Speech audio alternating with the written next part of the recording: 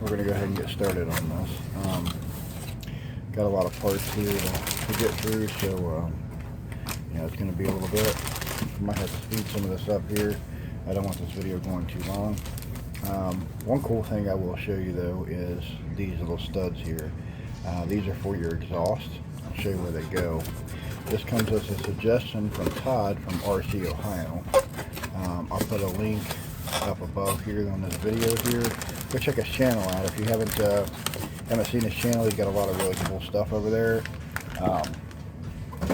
Very knowledgeable guy and super friendly and helpful. So if you guys get a chance, go check that out. Alright, so we're going to leave our gasket package over there. Just kind of looking at everything here, seeing what kind of bearings and everything's in here.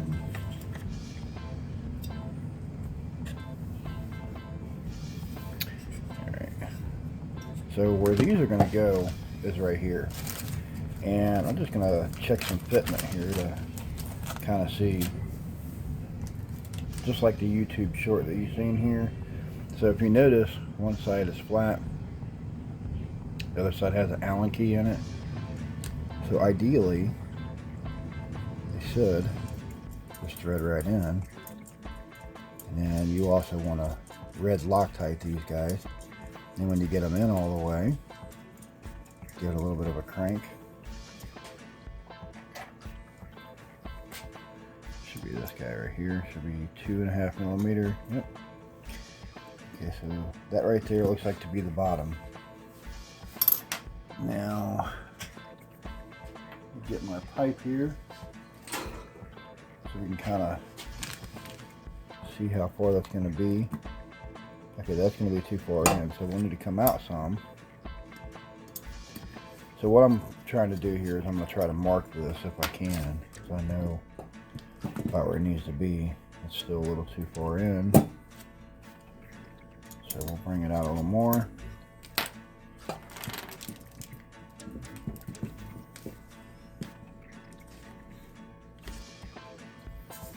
Looks decent.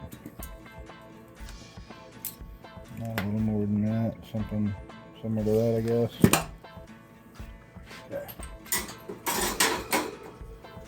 Get the pipe back up here. And then let me get my marker.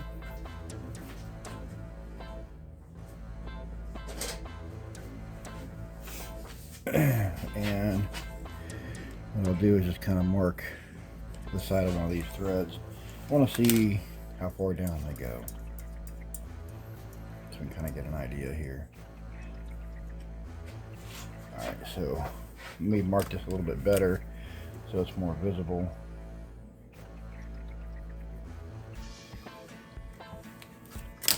Alright, I don't know if you can see that or not, but that's where the mark is. That's pretty decent. That's like a half and half. So I'll go ahead and red Loctite these, get this part ready.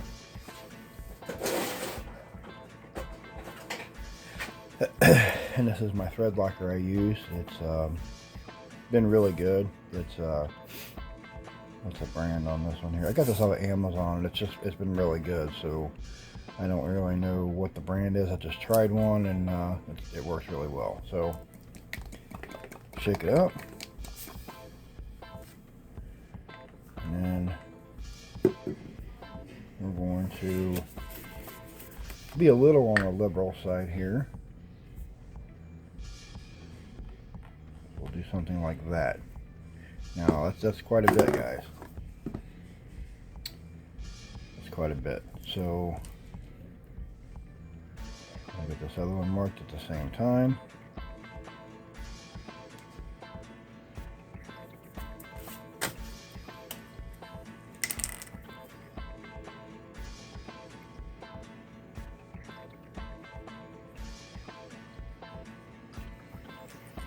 Alright. Now, I have to admit, RC Ohio had instructed me to take a bolt or whatever and cut it down. That's the way he did them.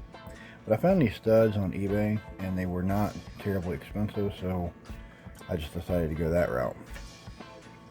Okay, so we just put our clutch holder on, and I don't know what I did with the clutch, so I'll do that one later.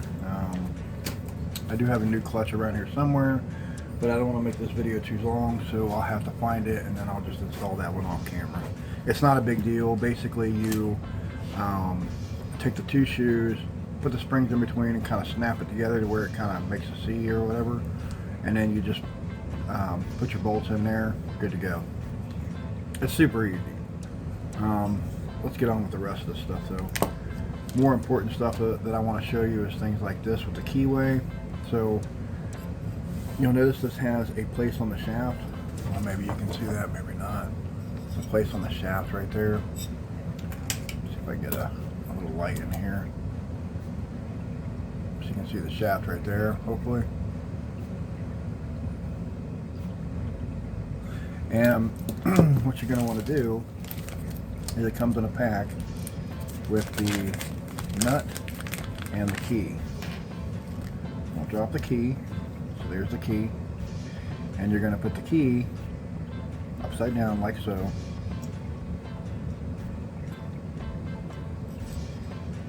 In the keyway channel, or whatever they call it. That's what I call it. And then, excuse me, you're going to install this.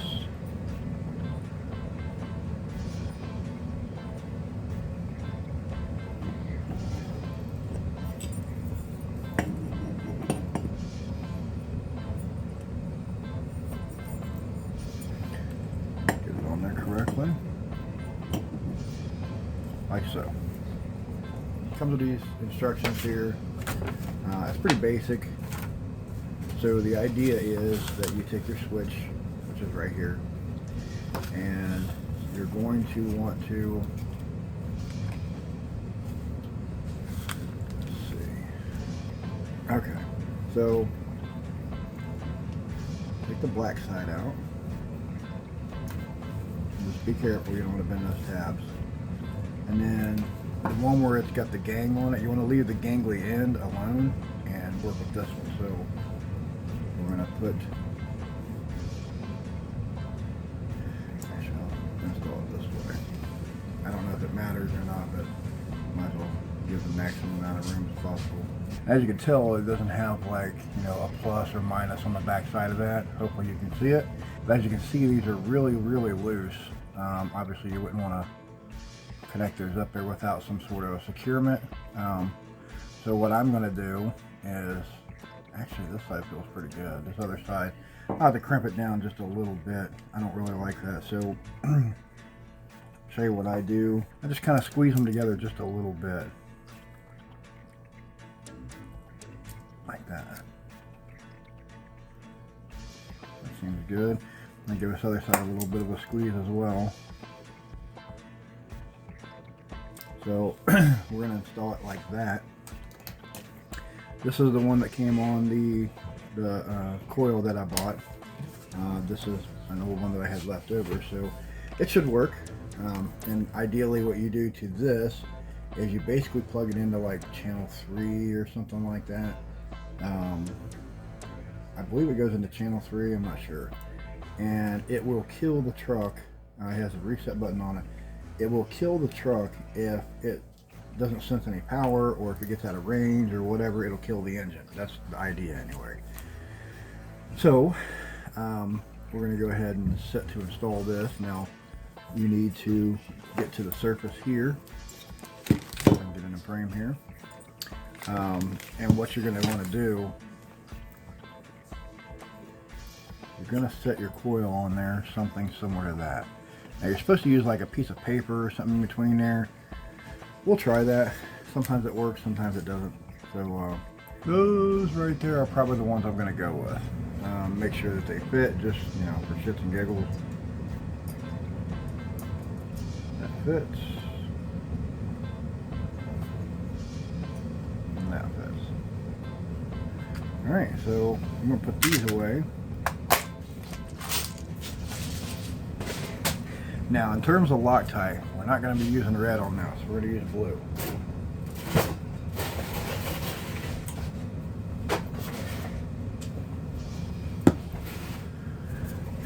Give the blue a little shake. These guys out of there.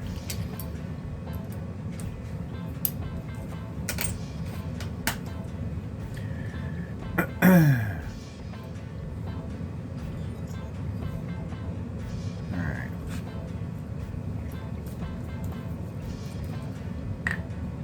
You don't want to be as liberal on these as you are some of the others, so just a little bit will go a long way. Just like that, that's fine. Probably too much, but we'll take and put some on the other one just by transferring it like that, and that should be plenty for both actually. So we'll get that one started.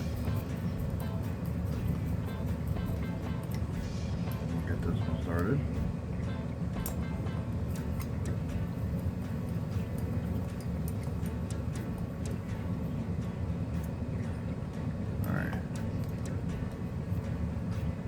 I'm getting it kind of close there, and I'm going to back it off just a little bit so I got a little bit of wiggle room.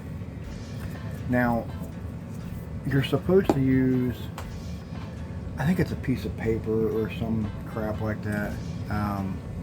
What I use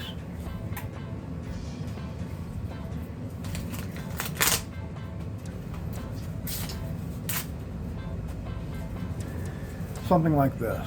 It's cardboard, but it's thin. It's not quite as thick as that. I have no idea what this is. I could probably measure it, but no, I don't really care that much to measure. So basically you're going to stick it in between there.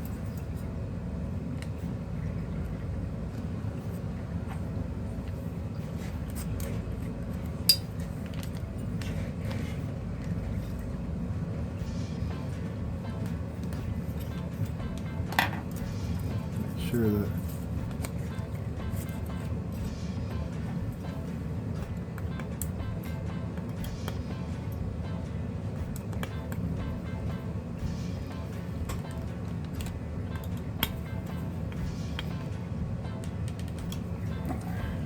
so that's in there pretty good.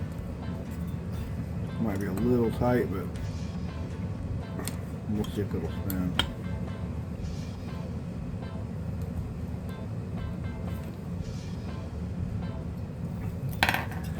Alright. So as long as it'll spin, you can get it out. It's not going to rub. I think that's okay. That's got to be close on the timing. Now if not, we'll just have to back it out and play with it. That's all you can really do. But usually that works really well, so hopefully that's the case on this one. Speaking of cases, next step, let's put this guy back on.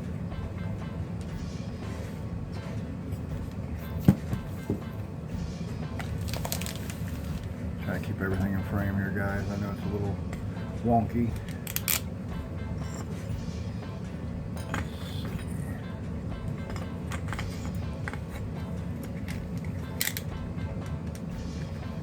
This is where it gets a little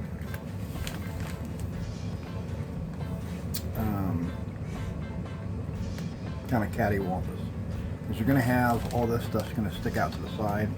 We will deal with that, so not right this second, but here in just a minute.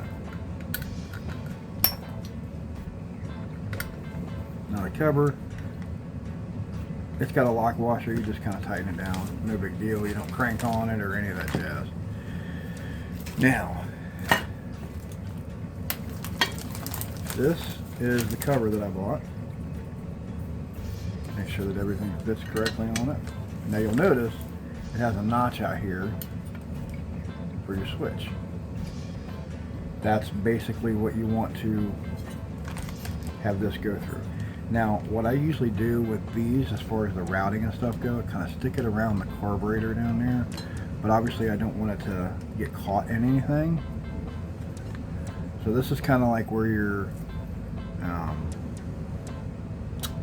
I guess you would say your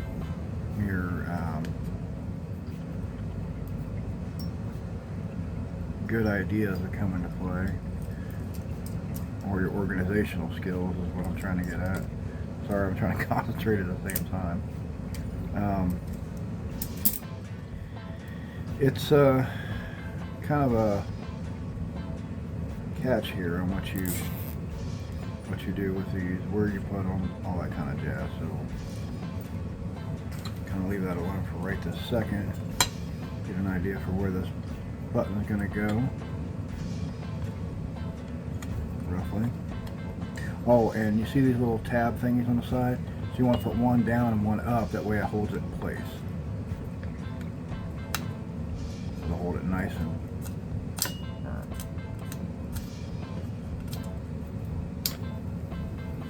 For some reason that's holding it too tight.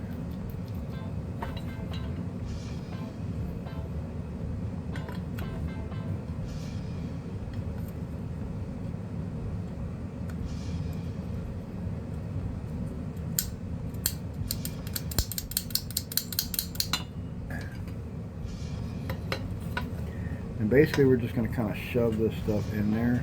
Not really, but you know, it's kind of the general idea here.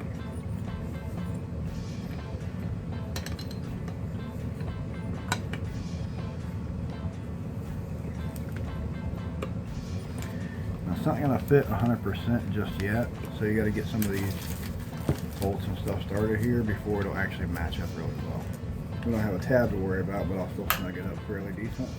You hear how you had the snap? Now what that was, let me show you. This little tab in here kind of like lining itself up. So now we'll go after that one.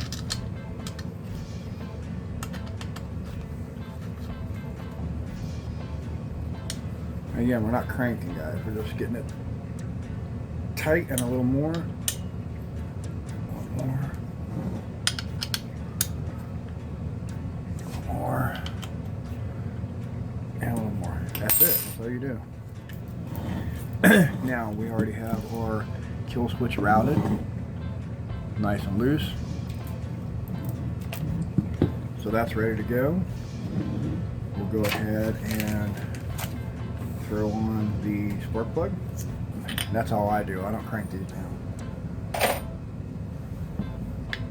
And then you see this right here. It's supposed to go in there, which I kind of goofed up. No big deal. I got a little ahead of myself, so you just loosen these up.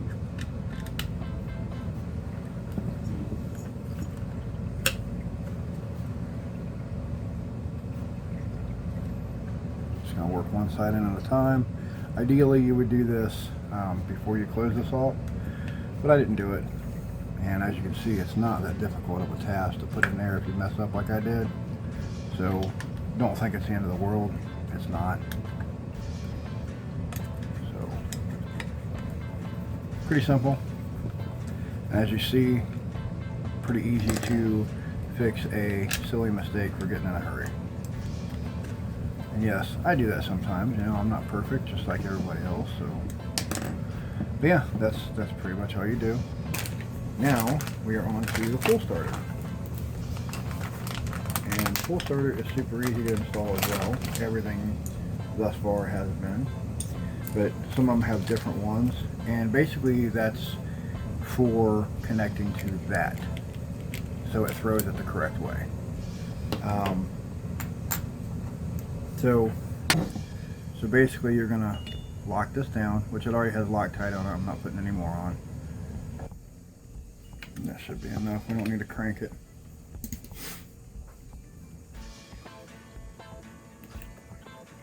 This guy here will crank on there.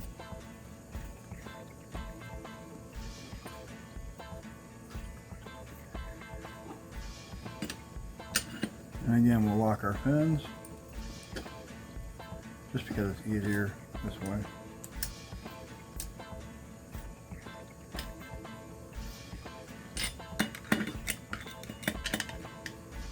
For me anyway. Make sure the it's in there right.